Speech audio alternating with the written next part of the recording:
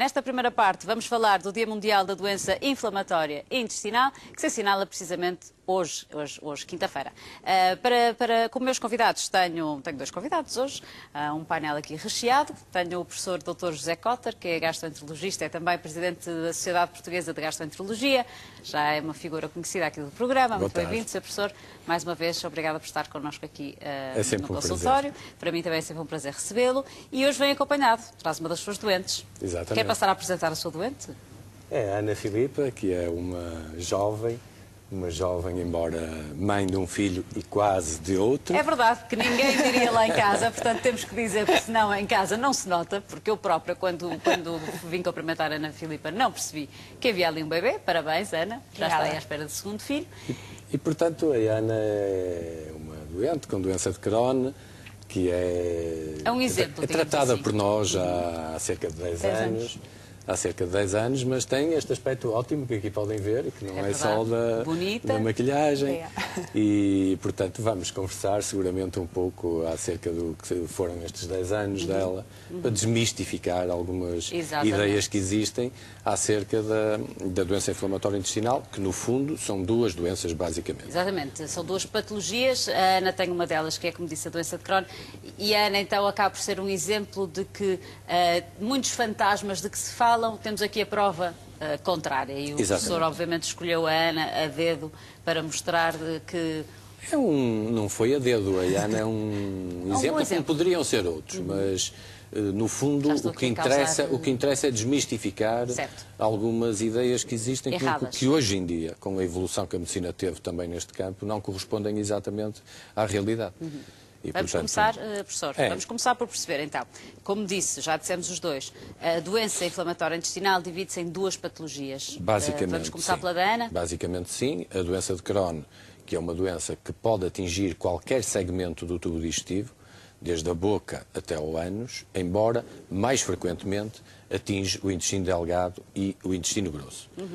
Ou um ou outro, ou os dois em simultâneo. Contrariamente à colite ulcerosa, que é a outra doença, que é uma doença que atinge exclusivamente a nível do tubo digestivo o intestino grosso. Bom, ambas as doenças, contudo, em alguns casos, têm atingimento extra-tubo digestivo. Isto é, podem ter atingimento articular, atingimento a nível do fígado e das vias biliares, atingimento dermatológico e atingimento oftalmológico. Ou seja, não se reduzem só... Não se reduzem a isso. Embora isso são casos, não digo excepcionais, mas não os mais frequentes, porque os mais frequentes são, de facto, aqueles que atingem exclusivamente o tubo digestivo. As doenças, ambas, sendo doenças benignas, têm, em alguns casos, uma agressividade grande. E isso repercute na qualidade de vida dos seus portadores. Obviamente.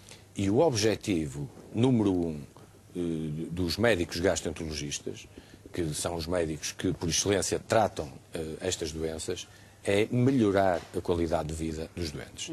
Melhorar e fazer com que eles tenham uma qualidade de vida o mais próximo do normal ou mesmo normal. Que hoje é possível. Pronto. E isso hoje, de facto, com os avanços de tratamento que houve, é possível que estes doentes tenham longos períodos da sua vida com uma qualidade de vida praticamente normal. Antes de chegarmos aí, vamos deixar o tratamento mais lá para a frente. Exatamente. Vamos perceber tudo do início, até porque também vou querer saber um bocadinho da história da Ana. Vamos chamar-lhe Ana. Muito bem. Está bem? Já sei que o professor lhe chama Filipe, hoje fica só Ana. Vamos conhecer a história da Ana. Antes disso, doutor, fale-nos dos números em Portugal. Quantos portugueses é que sofrem destas doenças inflamatórias intestinais? Estima-se, porque é uma estimativa, estima-se que possa haver, neste momento, cerca de 20 mil doentes com doença de Crohn e colite ulcerosa. Sensivelmente metade de uma doença e metade de outra. Género pesa aqui ou não? A questão é que estas doenças são um pouco penalizantes porque atingem predominantemente o adulto jovem. Mais a doença de Crohn, que atinge dos 17 aos cerca de 40 anos. Sim. A colite ulcerosa poderá atingir fundamentalmente a partir dos 40 anos, na década dos 40, onde se processa mais esse atingimento. Mas, portanto, são pessoas que estão jovens, na ativas, pujança claro, da sua vida e que, se não forem bem tratadas, podem ter, efetivamente, algumas limitações, que é aquilo que nós médicos não desejamos. Não queremos, não desejamos. não querem. Exatamente.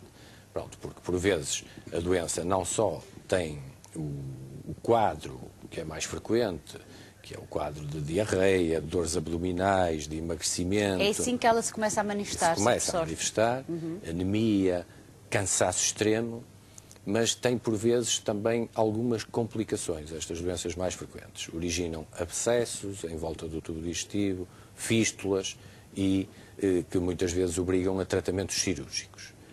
Mas o que acontece é que nós hoje podemos, de certa maneira, reduzir a probabilidade de essas complicações aparecerem.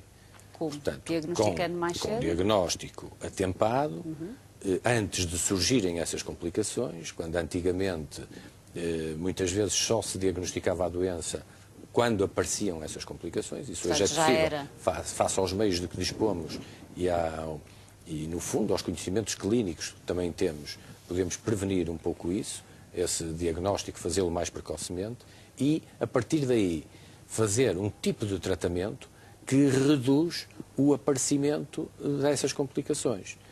A probabilidade de aparecimento dessas complicações. Os tratamentos são vários, que dispomos, e para cada doente nós escolhemos o tratamento que entendemos ser mais adequado, mas sempre com o objetivo de reduzir as agudizações, porque estas doenças são doenças que evoluem por surtos com períodos de acalmia. E o que nós queremos evitar, ou pelo menos espaçar o mais possível, é o aparecimento desses surtos. Porque os surtos não só interferem, como já foi dito, com a qualidade de vida dos doentes, mas também deixam aquilo que nós podemos chamar algumas marcas. Algumas marcas que nem sempre são fáceis depois de cicatrizar completamente. Vamos ainda um bocadinho antes do diagnóstico. Os sintomas são semelhantes entre uma e outra patologia, aqueles que referiu o professor? Têm algumas semelhanças, embora, por exemplo, a diarreia com sangue é mais frequente na colite ulcerosa do que na doença de Crohn. Sim. Na doença de Crohn é mais frequente a dor abdominal, o emagrecimento. Isso são os sintomas e a diarreia também. A Ana está a dizer que sim, porque identifica-se com estes sintomas. Sim. Ana, com que idade é que lhe foi diagnosticada a doença de Crohn? 21. Aos 21 anos. E o que é que sentiu nessa altura? O que é que a levou à procura deste diagnóstico? Foi exatamente o que o Dr. Cotter disse, ou seja, os sintomas são mesmo esses. Diarreia, quase a falta de força devido à anemia e além de tudo, eu própria não conseguia comer, ou seja, a falta de apetite era horrível. E em si eu já era magrinha, então notou-se logo muito no peso e diarreias, muitas diarreias. Quanto tempo é que demorou até perceber que alguma coisa estava mal? Porque todos nós sabemos que às vezes uma diarreia, um mal-estar, sentimos mais fracos, com menos apetite, às vezes não damos importância a estes sinais. Pois, eu não sei se os sintomas foram surgindo de forma espaçada, porque eu digo que os sintomas, quando eu fui para o hospital, já estava num estado muito avançado. Foi para o hospital? Sim, quando eu fui para o hospital já estava num estado muito avançado, porque eu própria não conseguia, quando me disseram vais ficar internada, foi ótimo para mim. Aquilo foi... Porque estava mesmo porque eu disse, vou ter solução. Agora alguém vai olhar para mim de outra forma. Como é que era o seu dia-a-dia nessa altura? Estava a estudar com Estava certeza? a estudar, estava na faculdade, estava a estudar de forma normal, porque mesmo depois, quando me foi diagnosticada a doença de Crohn e comecei a fazer os tratamentos, porque na altura surgiu um tratamento novo, acho que não estou a dizer asneiras, o Infliximab. Já vai confirmar. E quando fiz esse tratamento foi uma mudança quase de 24 horas. Mas vamos ainda atrás, à fase inicial. Foi de urgência para o hospital? Sim. Porque estava já num estado... digamos, de muito sofrimento, por assim dizer. Chegou ao hospital e que exames é que lhe foram feitos, Ana? Na altura, eu quando fui a primeira vez ao hospital, fui para um hospital privado. E depois, quando não sabiam muito bem com o que é que estariam a lidar, eu fui transferida para o Hospital de Guimarães e fui, na altura, atendida pelo Dr. Cotter. E depois o Dr. Cotter, pelos sintomas, voltou-me a fazer uma colonoscopia, porque ele achou importante fazer uma colonoscopia novamente. E foi aí que detectou... Já tinha ouvido falar da doença de Crohn? Não. Como é que foi receber esta notícia? Quando me falaram a primeira vez que poderia ser doença de Crohn, poderia ser doença de Crohn, eu acho que fiz uma coisa errada na altura. Fui à internet ver o que era.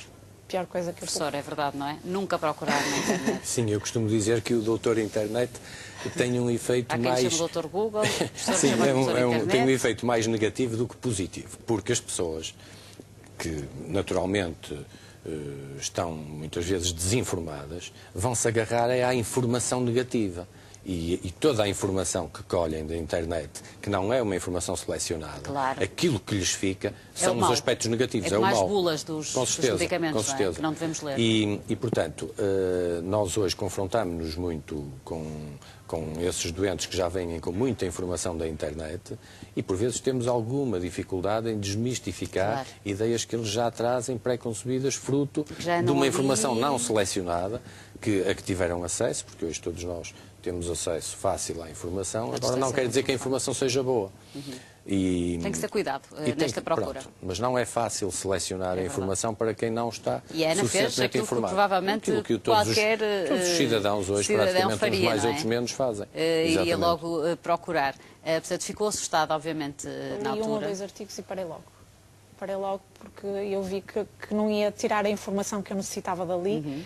E sei que na altura cheguei à beira dos meus pais e disse, olha, disseram-me que eu tenho doença de Crohn, a mãe é isto, isto e isto. A mãe sabia o que era a doença de Crohn? E a minha mãe já tinha ouvido falar e a minha mãe disse, filha, esquece, tem calma, vais saber como é, o que é que vamos ter que fazer. Não sempre os conselhos acertados, não é? E só depois é que podemos dizer se é mau, se não é, como é que vais lidar e como é que não vais. E foi assim. E a partir daí, diagnóstico descoberto aqui pelo seu professor, o que é que lhe foi dito nessa altura? Que a sua vida iria mudar com certeza? Iria mudar um bocadinho.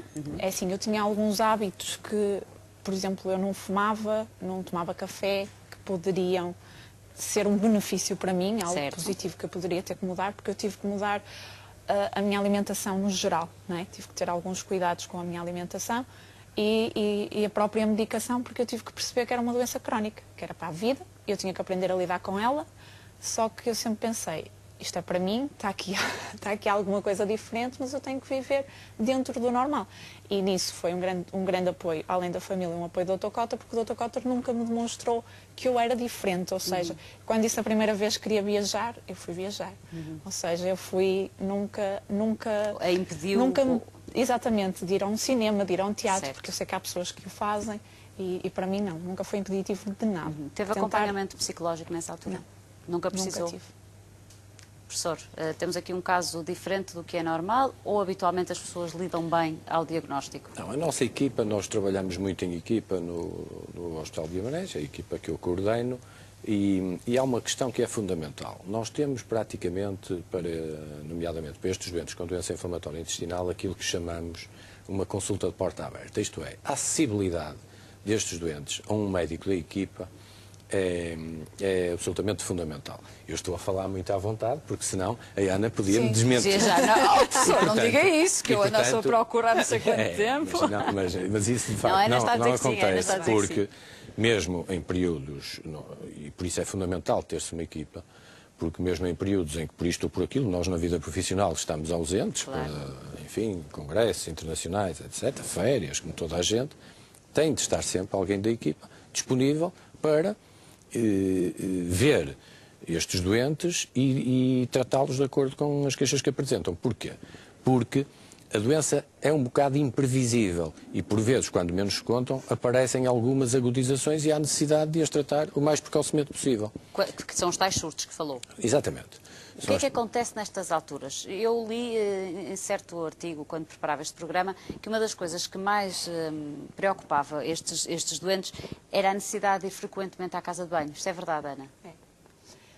É assim, por isso é que eu digo que às vezes se torna um impeditivo para as pessoas, porque algumas pessoas que eu falava diziam, eu nem vou ao cinema, nem vou ao teatro, porque eu tenho medo de ter uma vontade compulsiva de ir à casa de banho e não conseguir controlar. E então, mas eu acho que isso hoje em dia já não é tanto assim, ou seja, eu pelo menos comigo, eu consigo controlar. Não quer dizer que numa outra vez não tenha havido um acidente, que é normal da doença, eu já sabia que poderia acontecer, mas eu acho que também é um bocadinho de lidar com o mais normal possível, não é? Tentar ver aquilo à realidade e aceitar. E é um pouco contra isso que nós lutamos. Portanto, nós queremos ter os doentes o mais estáveis possível e na esmagadora maioria dos casos hoje conseguimos. Nesses períodos dos surtos, é evidente que há necessidade de fazer uns reacertos da medicação de forma a, uma forma o mais rapidamente possível, controlar esses surtos e que... Os surtos são o quê? Os surtos traduzem-se habitualmente, mais frequentemente, por crises de diarreia, muitas vezes sem uma razão que a explique, dores abdominais, mas que, na maior parte das vezes, com o reacerto da medicação, em alguns dias se consegue controlar e faz com que a pessoa volte à sua vida normal. Agora, o que não pode haver é estas limitações da pessoa que quer sair e não quer sair porque tem medo de ter alguma diarreia intempestiva, não se quer meter numa autoestrada porque não tem casas de banho, etc. Pronto.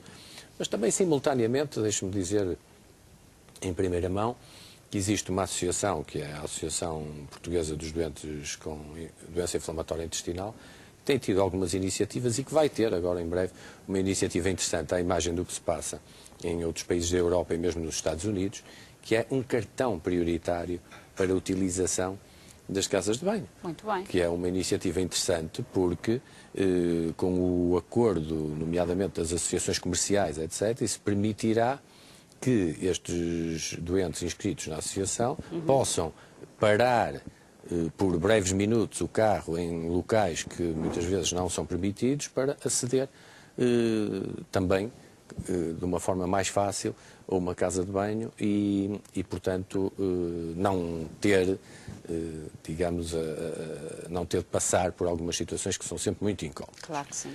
Nós apoiamos, Sociedade Portuguesa de Gastroenterologia, porque eu estou aqui também a representar a Sociedade Portuguesa de Gastroenterologia enquanto seu presidente, nós apoiamos essa iniciativa e porque não se resume a nossa atividade a proporcionar formação nesta área aos médicos que estão a fazer a especialidade de gastroenterologia ou a fazer grandes debates ou mesmo cursos, como temos feito.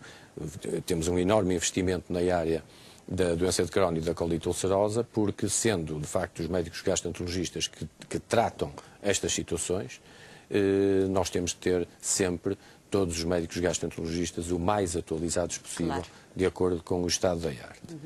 E porquê é que os gastroenterologistas têm aqui um papel muito importante? Porque isto é uma doença muito especializada, portanto, nós muitas vezes até desejamos que estes doentes, quando têm estes surtos, não recorram aos serviços de urgência e vão diretamente aos serviços de gastroenterologia, porque algumas medicações podem ser prejudiciais nestas doenças, e porque, para além da especialidade clínica, também esta doença precisa de um apoio endoscópico muito grande. E só os gastroenterologistas é que fazem a endoscopia digestiva. Essa endoscopia digestiva hoje, modernamente, é feita, nestes casos, essencialmente por colonoscopia, mas também é utilizado quando é necessária a cápsula endoscópica para visualização do intestino delgado, quando é julgado necessário. Temos, de resto, portanto, as imagens, professor? Temos umas imagens que podemos ver. Precisamente capturadas por essas cápsulas, ou também, não? Também por colonoscopia e por cápsula. Então, se quiserem mostrar... São umas imagens para quem é sensível. Aqui podem ver, em cima, as duas imagens de cima mostram um intestino com um aspecto praticamente normal. As duas de baixo já mostram uma inflamação que eu consideraria moderada. Reparem que nas duas imagens de baixo há um aspecto vermelho, certo, bastante mais acentuado do que nas imagens de cima. Certo. Mas isto é uma inflamação que poderemos considerar ligeira a moderada. Se virmos a imagem, se virmos a imagem seguinte, muito bem, vamos rodar a imagem, nós vamos ver já uma inflamação francamente mais acentuada. Nas imagens da direita, nós vemos que existem aquele aspecto amarelado, são úlceras.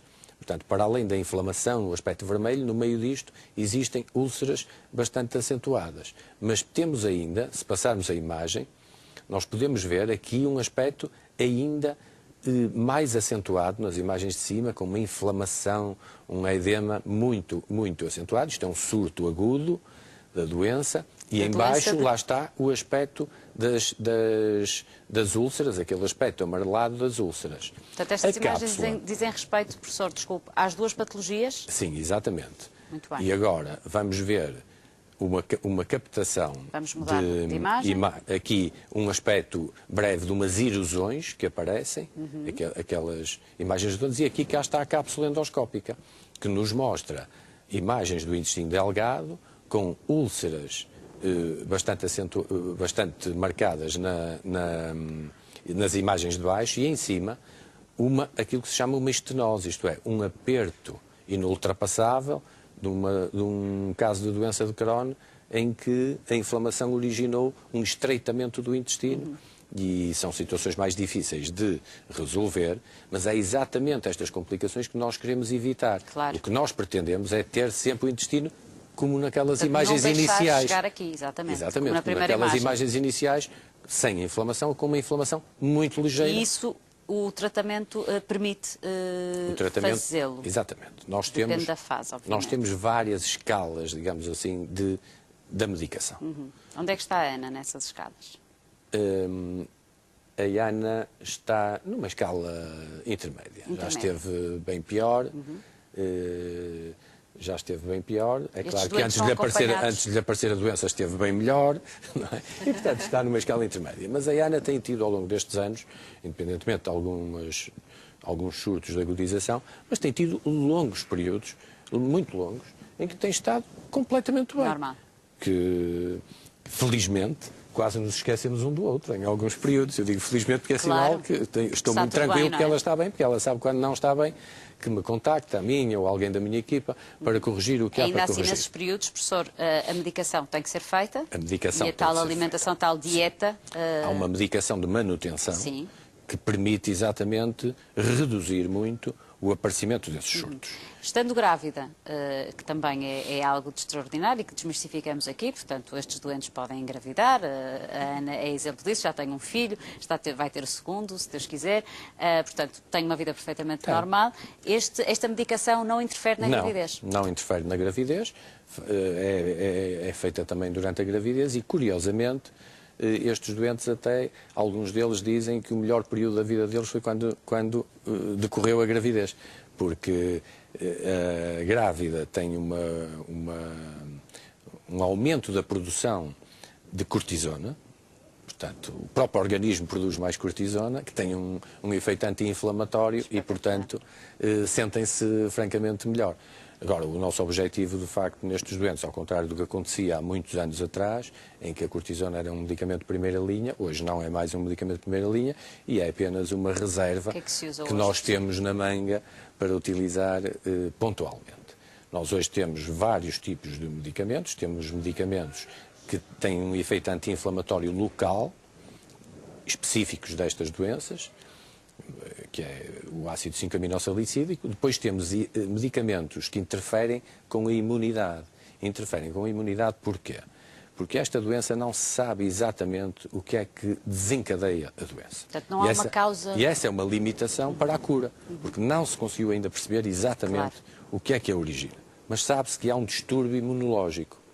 Portanto, as defesas do organismo, há como que um erro de programação nas defesas do organismo que faz com que as defesas reajam contra o seu próprio intestino, como se o intestino fosse um corpo estranho.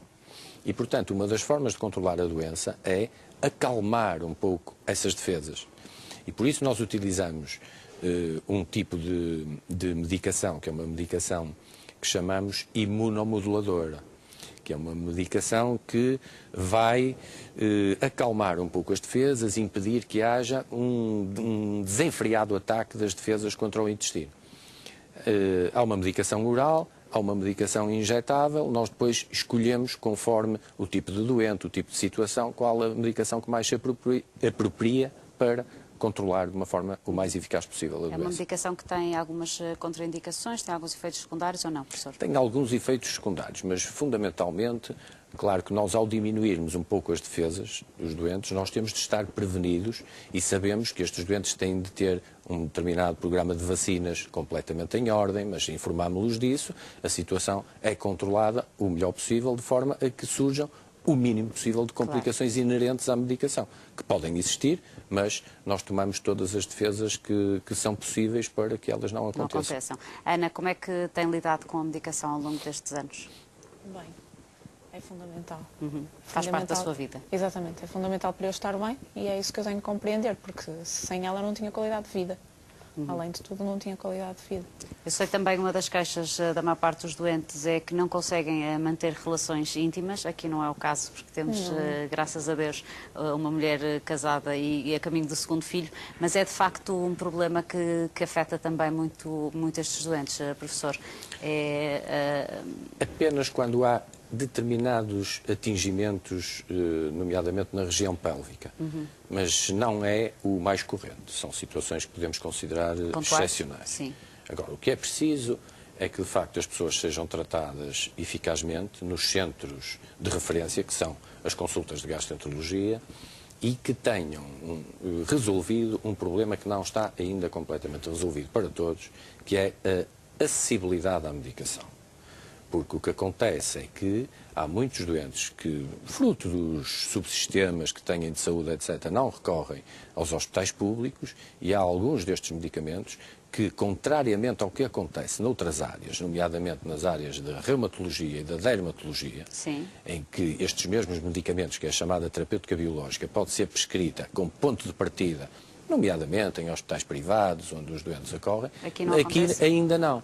E, portanto, nós já alertamos a equipa atual do Ministério da Saúde para a necessidade urgente de correção dessa situação, porque os doentes devem ser tratados todos de forma igual, isso é um princípio constitucional, e deve haver equidade e igualdade na acessibilidade. E, portanto, torna-se absolutamente fundamental pôr, de facto, estes doentes em pé de igualdade com os doentes reumatológicos e com os doentes dermatológicos, porque senão o que acontece é que, mesmo que não queiram, estes doentes vão entupir, entre aspas, as consultas dos hospitais públicos, consultando médicos que nem são os seus médicos, mas que têm a necessidade de ir lá apenas por causa da prescrição dessa medicação. Portanto, este é um problema que nós esperamos. É uma luta também da sociedade?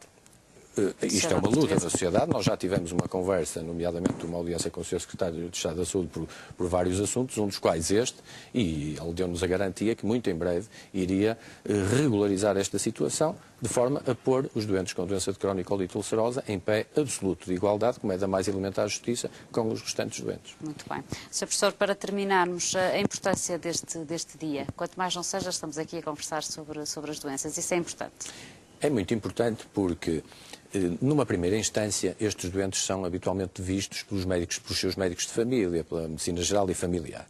E os médicos da medicina geral e familiar têm de estar sensibilizados para estas doenças, para também, o mais precocemente possível, poderem referenciar estes doentes para as consultas de gastroenterologia. Esse é um aspecto muito importante, porque muitas vezes estes doentes são interpretados como tendo uma vulgar diarreia, e na realidade isto não é uma vulgar diarreia, e a doença vai avançando, o estado do doente vai se depauperando, e é isso que nós não pretendemos. Exatamente, nós pretendemos ver os doentes logo à partida numa condição o melhor possível. Para podermos evitar todas aquelas complicações que aqui falamos.